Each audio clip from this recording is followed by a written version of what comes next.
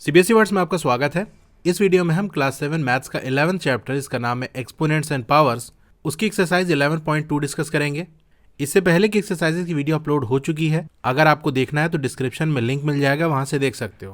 Question number 1, using laws of exponents simplify and write the answer in exponential form.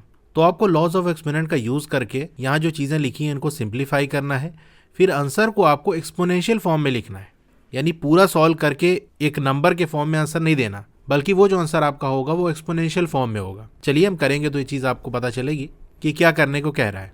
अब first वाला देखो, यहाँ पर आप देख सकते हो जो बेस है वो सेम है। बेस और एक्सपोनेंट तो आपको याद होगा, जैसे हमने लिखा a की पावर m। तो जो नीचे बड़ा से लिखा हुआ है ये बेस है, और जो ऊपर छोटा सा राइट साइड लिखा है ये एक्सपोनेंट है। अब एक लॉ ऑफ एक्सपोनेंट ये कहता है कि अगर आपका बेस सेम है, जैसे मान लो कोई नंबर a है, इसके ऊपर जो एक्सपोनेंट लगाया यानी इसकी जो पावर है वो m है, ये मल्टीप्लाई हो रहा है a से ही, लेकिन यहाँ पर इसकी पावर n है।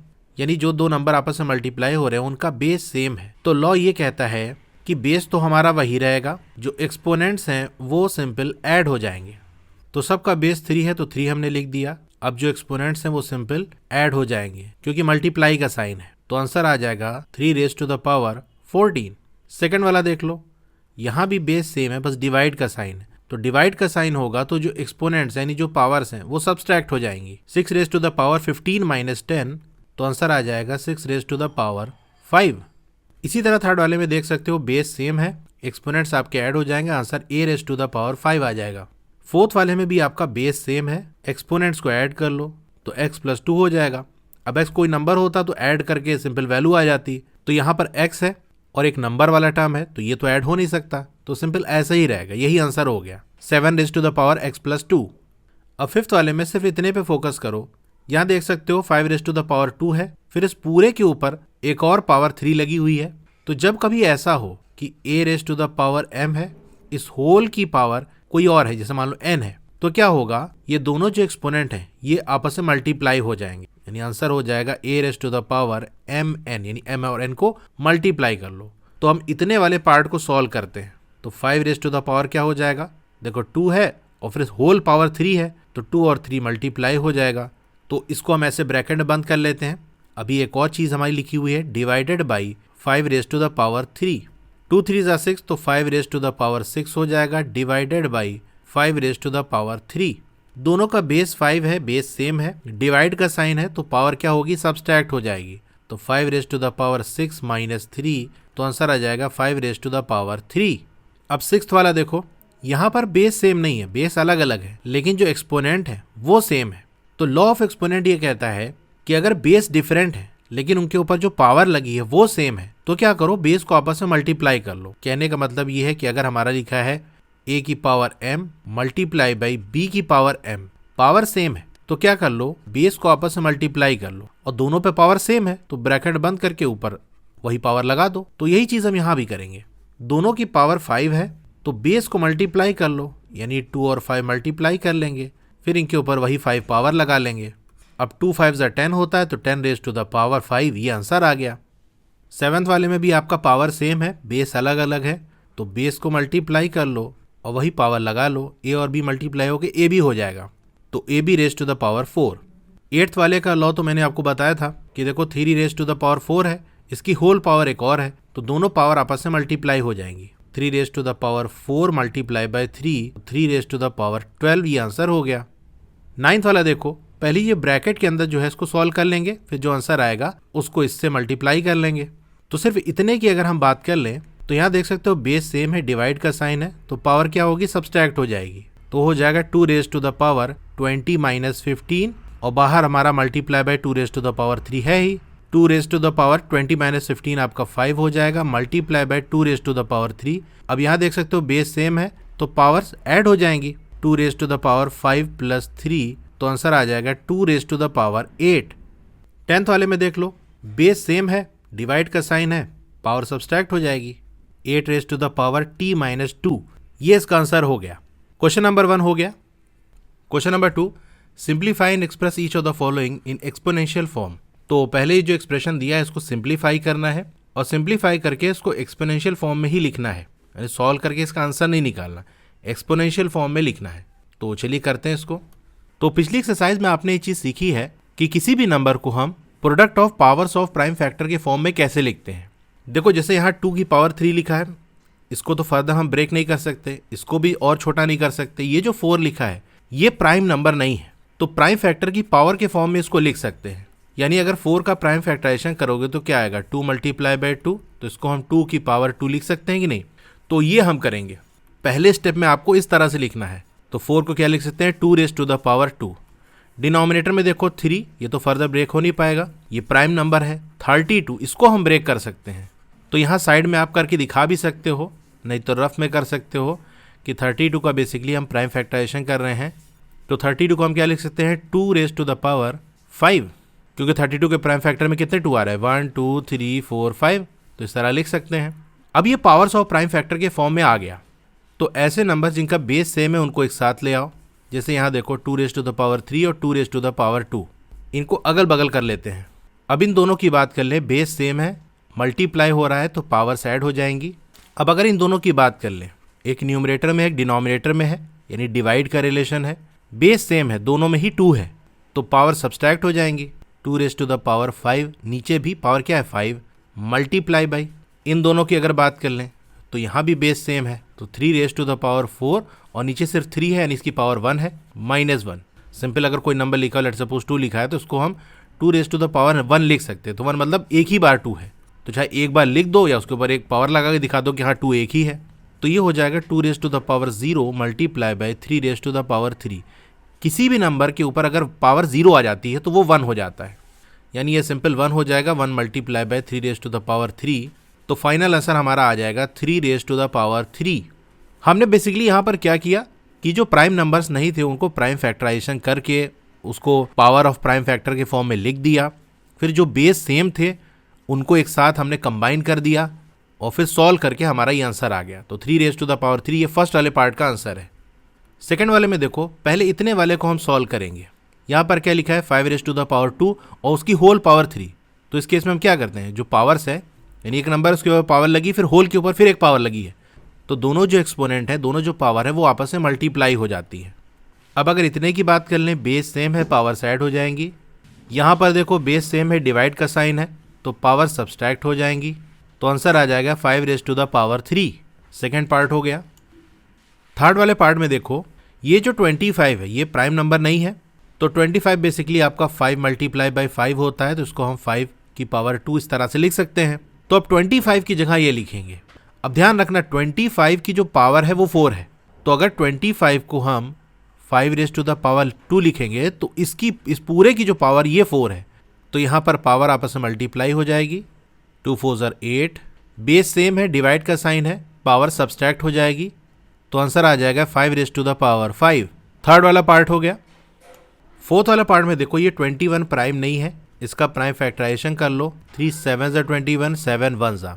तो 21 को हम 3 मल्टीप्लाई बाई 7 लिख सकते हैं। अब ऐसे नंबर जिनकी बेस सेम है उनको एक साथ ले आओ। देखो यहाँ 3 और 3 है तो डिवाइड हो जाएगा, तो ऐसी कहानी खत्म हो जाएगी। नहीं तो लिख के भी दिखा सकते हो, क्योंकि वो स्टेप आपको दिखाना ही है बाकी नंबर्स के लिए। तो देखो यहाँ पर 7 और 7 बेस सेम है, तो यहाँ पावर सब्सट्रैक्ट हो जाएगी, क्योंकि डिवाइड का रिलेशन है, न्यूमरेटर डिनोमिनेटर में डिवाइड का रिलेशन होता है।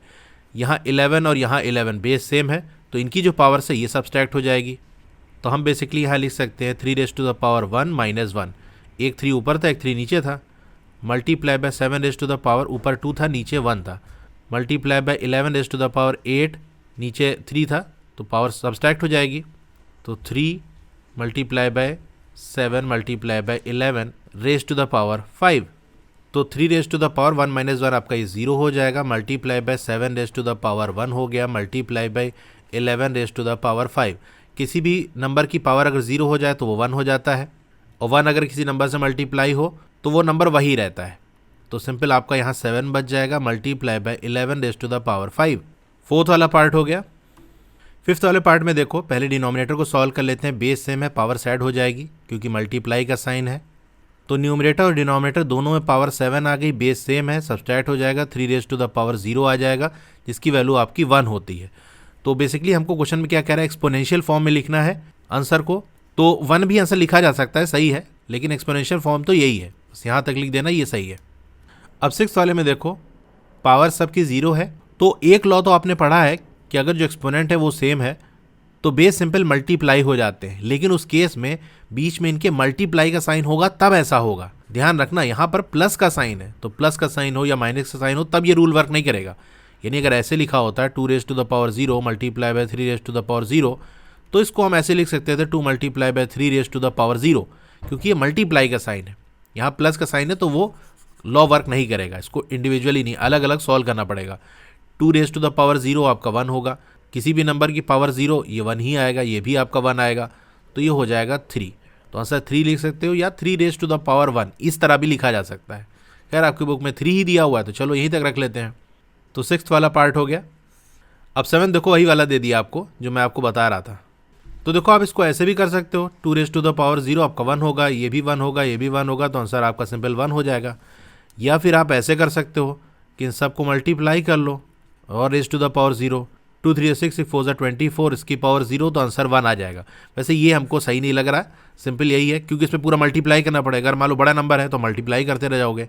तो ईजी कैसे कौन सा मेथड पढ़ रहा है वो भी आपको देखना पड़ेगा। पहले वैल्यू निकाल के तब मल्टीप्लाई करना ईजी है, या फिर पहले मल्टीप्लाई कर लो तो फिर उसके बाद पावर लगाओ। तो यहाँ सिंपल डायरेक्ट हमारा पता ही चल रहा है कि 1 आएगा सब, तो मल्टीप्लाई कर दिया, आंसर हमारा 1 आ गया। 3 रेज़ टू द पावर 0 1 हो जाएगा, ये वाला भी 1 हो जाएगा, मल्टीप्लाई बाय ये 1 हो जाएगा, तो 1 + 1 आपका 2 हो जाएगा, मल्टीप्लाई बाय 1 आंसर आपका 2 आ जाएगा। 9th वाले में देखो 4 प्राइम नहीं है तो 4 को 2 रेज़ टू द पावर 2 लिख सकते हैं, 2 रेज़ टू द पावर 2, और क्योंकि 4 की पावर 3 थी तो इसकी पावर भी 3 आ जाएगी। पावर से हम मल्टीप्लाई हो जाएंगे क्योंकि पावर के ऊपर पावर लगी हो तो मल्टीप्लाई हो जाता है। यहाँ पर बेस सेम है, डिवाइड हो रहा है, पावर सब्सट्रैक्ट हो जाएगी। यहाँ पर भी बेस सेम है, डिवाइड हो रहा है, पावर सब्सट्रैक्ट हो जाएगी। तो 2 raise to the power 2 multiply by a raise to the power 2। अभी भी एक लॉ लग सकता है, एक्सपोनेंट सेम है, बेस अलग है, तो हम क्या करेंगे, जो बेस है उनको मल्टीप्लाई कर दो, 2 और a मल्टीप्लाई होगा तो 2a हो जाएगा। अब इस पर कॉमन जो पावर है वो लगा सकते हैं, तो 2a rays to the power 2 ये हो जाएगा हमारा फाइनल आंसर। 10th वाला देख लो, पहले ब्रैकेट वाला पार्ट सॉल्व करेंगे, बेस सेम है। अब यहाँ पर बेस सेम है, मल्टीप्लाई हो रहा है, पावर साइड हो जाएगी, तो आंसर आ जाएगा a raise to the power 10। अब 11th वाला देखो, यहाँ पर आपको 4 मिलेगा, तो 4 प्राइम है नहीं, तो क्या इसका प्राइम फैक्टराइजेशन करना पड़ेगा। उससे पहले आप देखो नीचे भी तो 4 है, तो लॉ ऑफ एक्सपोनेंट लगाकर इसको हम सिंपल सॉल्व कर सकते हैं बिना प्राइम फैक्टर निकाले ही, क्योंकि हम प्राइम फैक्टराइजेशन निकाल के उसको प्राइम फैक्टर की पावर के फॉर्म में इसलिए लिखते हैं ताकि हमारा सॉल्व करना आसान हो जाए। यहाँ तो पहले से ही न्यूमरेटर डिनोमिनेटर में दोनों में ही 4 दिया हुआ है, तो सिंपल लॉ लगा के ये सिंप्लीफाई हो जाएगा। यानी अब अलग अलग देखो, ये दोनों का बेस सेम है, पावर सब्सट्रैक्ट हो जाएगी क्योंकि डिवाइड हो रहा है, 5 - 5 मल्टीप्लाई बाई, ये देखो यहाँ भी a है, नीचे भी a है, तो a raise to the power 8 - 5 multiply by, ये देखो b ऊपर b नीचे, बेस सेम है, तो b raise to the power 3 - 2, 4 raise to the power 0 multiply by a raise to the power 3 multiply by b raise to the power 1, तो 4 raise to the power 0 आपका 1 ही हो जाएगा, तो simple आपका answer आ जाएगा a raise to the power 3 multiply by b। तो ये डायरेक्ट ऐसे b लिख सकते हैं, यानी a मल्टीप्लाई बाई b लिखा है तो इसको हम a भी लिख सकते हैं, इसीलिए देखो मल्टीप्लाई का साइन हमने हटा दिया। तो 11th वाला पार्ट हो गया। 12th वाला तो सिंपल है, पहले इस ब्रैकेट को सॉल्व कर लेंगे, मल्टीप्लाई है, पावर्स ऐड हो जाएंगी, उसके बाद इसकी होल पावर यहाँ पर 2 आ रहा है, तो पावर के ऊपर पावर लगी होती तो मल्टीप्लाई हो जाता है, answer 2 raise to the power 8 आ जाएगा। क्वेश्चन नंबर 2 हो गया।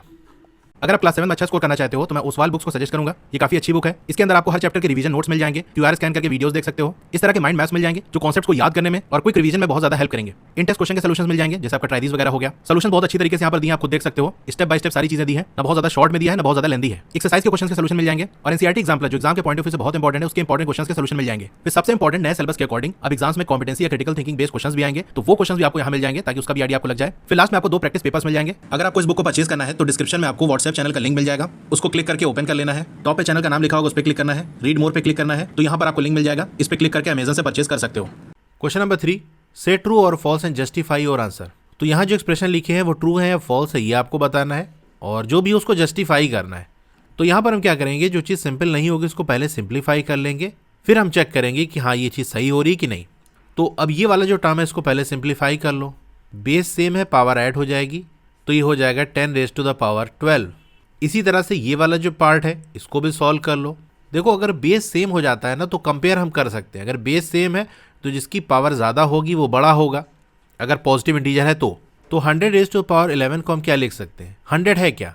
10 का स्क्वायर है ना, 10 को 10 से मल्टीप्लाई करोगे तो 100 मिलेगा। तो हम ऐसे नहीं लिख सकते ये और इसकी होल पावर 11, तो जो पावर्स है वो मल्टीप्लाई हो जाएगी, 2 मल्टीप्लाई बाई 11, तो ये हो जाएगा 10 रेज टू द पावर 22।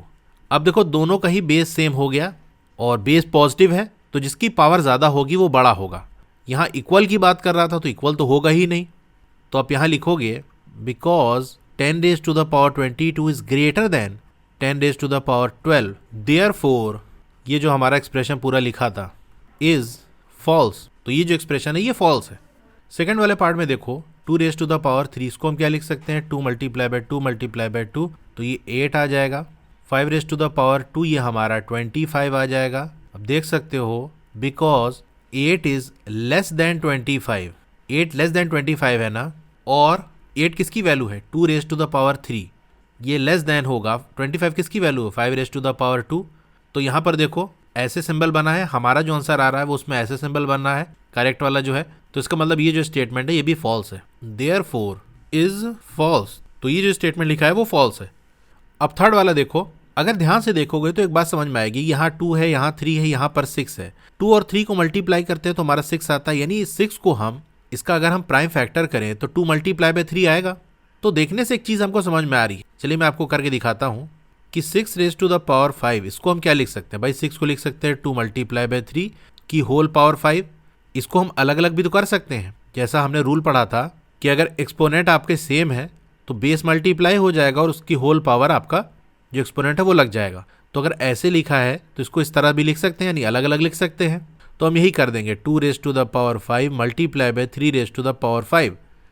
अब दोनों को कंपेयर कर लो, यहाँ देख सकते हो 2 रेज टू द पावर 3 है और यहाँ पर 2 रेज टू द पावर 5 है, इसी तरह यहाँ 3 रेज टू द पावर 2 है, यहाँ 3 रेज टू द पावर 5 है, दोनों ही केस में इसकी वैल्यू जो है वो ज़्यादा है। यहाँ बीच में इक्वल का साइन लगा रहा है, इसका मतलब ये स्टेटमेंट फॉल्स होगा। तो आप ऐसे लिखोगे because 2 raise to the power 3 multiply by 3 raise to the power 2 is less than 2 raise to the power 5 multiply by 3 raise to the power 5, और इसको हम ऐसे भी लिख सकते हैं 2 raise to the power 3 multiply by 3 raise to the power 2 is less than, भाई इस पूरे की वैल्यू क्या है? 6 रेज टू द पावर 5, इसी को सॉल्व करके हमने निकाला था। तो यहाँ तो हमारा ग्रेटर का साइन आ रहा है, ये इक्वल का साइन लगा रहा है, इसका मतलब फॉल्स स्टेटमेंट है, देयरफॉर ये जो हमारा स्टेटमेंट है इज फॉल्स। फोर्थ वाला देख लो 3 रेज टू द पावर 0 इसकी वैल्यू 1 होगी, 1000 रेज टू द पावर 0 इसकी भी वैल्यू 1 होगी, कोई भी नंबर हो पावर उसकी 0 आ गई तो वो उसकी वैल्यू 1 हो जाएगी। तो अब ऐसे लिख देना 3 raise to the power 0 equal to 1 and 1000 raise to the power 0 ये भी इक्वल टू 1, बिकॉज अब 1 बराबर 1 होता है, और हम कह सकते हैं 3 raise to the power 0 equal to 1000 raise to the power 0, therefore ये जो हमारा स्टेटमेंट है इज ट्रू। तो ये फोर्थ वाला पार्ट आपका ट्रू आ जाएगा। क्वेश्चन नंबर 3 हो गया। Question number 4, express each of the following as a product of prime factors only in exponential form. तो प्रोडक्ट ऑफ प्राइम फैक्टर के फॉर्म में इसको लिखना है, जैसा कि हमने इससे पहली वाली एक्सरसाइज में भी किया था, लेकिन एक्सपोनेंशियल फॉर्म में इसको लिखना है। तो हमको क्या करना पड़ेगा? जो भी नंबर दिए उनका प्राइम फैक्टराइजेशन करना पड़ेगा। चलिए करेंगे तो ये चीज़ आपको समझ में आएगी। तो इस तरह से हमने प्राइम फैक्टर कर लिया। अब 108 को हम क्या लिख सकते हैं? 2 multiply by 2 multiply by 3 multiply by 3 multiply by 3, ये सारे जो फैक्टर निकल कर आए वो लिख दो। 2 2 है तो ये हो जाएगा 2 रेज टू द पावर 2, और 3 3 है 3 रेज टू द पावर 3 हो जाएगा। इसी तरह से 192 को हम क्या लिख सकते हैं? 2 raise to the power 6 multiply by 3। So 108 multiply by 192 इसको हम क्या लिख सकते हैं? 108 को हम लिख सकते हैं 2 raise to the power 2 multiply by 3 raise to the power 3 multiply by 192 को 2 raise to the power 6 multiply by 3। अब सेम बेस वाले को एक साथ ले आ दो, 2 raise to the power 2 multiply by 2 raise to the power 6 multiply by 3 raise to the power 3 multiply by 3। 2 raise to the powers हमारी ऐड हो जाएंगी, मल्टीप्लाई का साइन है, multiply by 3 raise to the power 3 plus 1, तो ये हो जाएगा 2 raise to the power 8 multiply by 3 raise to the power 4। तो एक्सपोनेंशियल फॉर्म में ही हमको रखना था, तो ये हमारा आंसर हो गया। इसी तरह 270 को हम लिख सकते हैं 2 multiply by 3 raise to the power 3 multiply by 5। Third वाला देख लो, तो 729 को हम लिख सकते हैं 3 रेज टू द पावर 6, 64 को लिख सकते हैं 2 raise to the power 6। So 729 multiply by 64 को 3 raise to the power 6 multiply by 2 raise to the power 6, अब देखो इसके आगे भी सॉल्व किया जा सकता है क्योंकि एक्सपोनेंट सेम है, तो हम ऐसे लिख सकते हैं 3 मल्टीप्लाई बाय 2 और पावर आपका 6 हो गया, तो 6 रेज टू द पावर 6 आ जाएगा। लेकिन क्वेश्चन हमसे क्या कहा है, प्रोडक्ट ऑफ प्राइम फैक्टर्स, तो 6 आपका प्राइम नहीं है। प्राइम फैक्टर के प्रोडक्ट तो यही है, ये प्राइम और इसकी पावर के फॉर्म में, प्रोडक्ट के फॉर्म में इस तरह से लिखा जाएगा। तो वहाँ तक सॉल्व किया जा सकता है, लेकिन क्वेश्चन में आपको जहाँ तक पूछा है वहीं तक आपको करना है, यहीं तक बस आंसर हो जाएगा। तो 768 को हम इस तरह से लिख सकते हैं, ये हो जाएगा 2 raise to the power 8 multiply by 3, तो ये इसका आंसर हो गया। क्वेश्चन नंबर 4 हो गया। क्वेश्चन नंबर 5 सिंप्लीफाई, पहले इसको सॉल्व कर लो, पावर्स मल्टीप्लाई हो जाएगी। 8 को हम क्या लिख सकते हैं, 2 रेज टू द पावर 3, फिर whole power 3, 2 raise to the power 10, 7 raise to the power 3, 2 raise to the power 3 multiply by 3 multiply by 7, तो डिनोमिनेटर में 2 raise to the power 3 3 9 multiply by 7। अब देखो बेस सेम है, divide हो रहा है, power subtract हो जाएगी, जैसा हम करते हुए आ रहे हैं। काफ़ी क्वेश्चन कर चुके हैं, अब आपको प्रैक्टिस हो ही गई होगी। तो 2 multiply by 7 raise to the power 2। अब यहाँ देखो सिंप्लीफाई करने को कहा था, ये नहीं कह रहा एक्सपोनेंशियल फॉर्म में रखना है, तो फुल फाइनल आंसर निकालेंगे। तो 2 मल्टीप्लाई बाय 7 7 49, 49 को 2 से मल्टीप्लाई करोगे तो 98, ये इसका आंसर है। अब सेकंड वाले में देखो, सॉल्व करने के लिए हम क्या करते हैं, प्राइम नंबर्स के फॉर्म में लिखते हैं कि प्राइम फैक्टर्स रहे। तो 25 को हम लिख सकते हैं 5 raise to the power 2 multiply by 5 raise to the power 2। अच्छा यहाँ पर देखो ये 2 है। इसी तरह डिनोमिनेटर में देखो 10 को हम क्या लिख सकते हैं, 2 और 5 के मल्टीपल के फॉर्म में लिख सकते हैं, तो 2 मल्टीप्लाई बाय 5 और इसकी होल पावर 3 भी है। अब इतने को पहले सॉल्व करो, 2 raise to the power 3, 5 raise to the power 3, तो 5 raise to the power 4 multiply by t raise to the power 8 upon 2 raise to the power 3 multiply by 5 raise to the power 3 multiply by t raise to the power 4। अब जिनका base है उनको एक साथ कर लो, देखो 5 यहाँ, डिवाइड है तो पावर सब्सट्रैक्ट हो जाएगी, बाकी ये 2 अकेला रह जाएगा, ऊपर कुछ 2 नहीं है, तो इसको हम वैल्यू अलग से निकाल लेते हैं। 2 रेज टू द पावर 3 आपका 8 हो जाएगा, तो पहले हम यहाँ 5 raise to the power 4 minus 3 कर देते हैं, multiply by t raise to the power, ऊपर 8 है नीचे 4 है, upon 2 raise to the power 3, चलो अभी ऐसे ही रखते हैं, अब फाइनल स्टेप में हम कर देंगे, तो 4 माइनस 3 आपका 1 ही होगा, multiply by t raise to the power 8 minus 4 आपका 4 होता है, अपॉन ये 8 हो गया, तो ये हो जाएगा 5t raise to the power 4 upon 8, ये इसका आंसर हो गया। यानी ये फर्दर इसको सॉल्व नहीं कर सकते। अब 10 को हम लिख सकते हैं 2 मल्टीप्लाई बाई 5, 25 को लिख सकते हैं 5 रेज टू द पावर 2। अब 6 प्राइम नहीं है, इसको प्राइम फैक्टर के फॉर्म में ले आओ, तो 2 मल्टीप्लाई बाई 3, 2 3 6 होता है, रेज टू द पावर 5। अब यहाँ पर जो एक साथ था, इनकी पावर्स को हमने अलग अलग कर दिया, 2 अपना अलग 5 ले गया, 5 अपना 5 अलग ले गया। इसी तरह डिनोमिनेटर में भी करेंगे, इन दोनों में देखो बेस सेम है, पावर भी सेम है, यहाँ बेस सेम है, पावर सेम है, यहाँ बेस सेम है, पावर सेम है, तो अलग अलग इनको हम ऐसे लिख सकते हैं, 2 raise to the power 5 minus 5, 3 raise to the power 5 minus 5, 5 raise to the power 7 minus 7।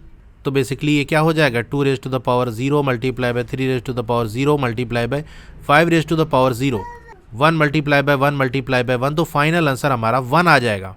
तो थर्ड वाला पार्ट हो गया, इसी के साथ क्वेश्चन नंबर 5 कंप्लीट हो गया। तो यहाँ कर ये एक्सरसाइज हमारी कंप्लीट हो गई। क्लास 7 की और भी वीडियोस देखनी है तो इस तरह से आपकी वीडियो चल रही होगी, पहले वीडियो को लाइक कर लो, चैनल को सब्सक्राइब कर लो, मोर पे क्लिक करना है, फिर से मोर पे क्लिक करोगे तो डिस्क्रिप्शन ओपन हो जाएगा, यहाँ आपको व्हाट्सएप चैनल का लिंक मिल जाएगा, तो इससे आप मेरे व्हाट्सएप चैनल से ज्वाइन हो सकते हो। डोंट वरी, आपका नाम और फोन नंबर किसी को विजिबल नहीं होगा, व्हाट्सएप चैनल पे नई वीडियोस की अपडेट आपको मिलती रहेंगी। फिर एक्सरसाइज और ट्राइज के सॉल्यूशन देखने तो मेरी वेबसाइट है estudywala.com, उसका लिंक भी है, वहाँ से आप विजिट कर सकते हो। और नीचे आओगे तो क्लास 7 मैथ्स की चैप्टर वाइज प्लेलिस्ट का लिंक आपको मिल जाएगा, जिस चैप्टर की वीडियो देखनी है उसके नीचे दिए हुए लिंक पे क्लिक करोगे तो चैप्टर की प्लेलिस्ट ओपन हो जाएगी। इसी तरह और भी सब्जेक्ट की प्लेलिस्ट का लिंक आपको मिल जाएगा।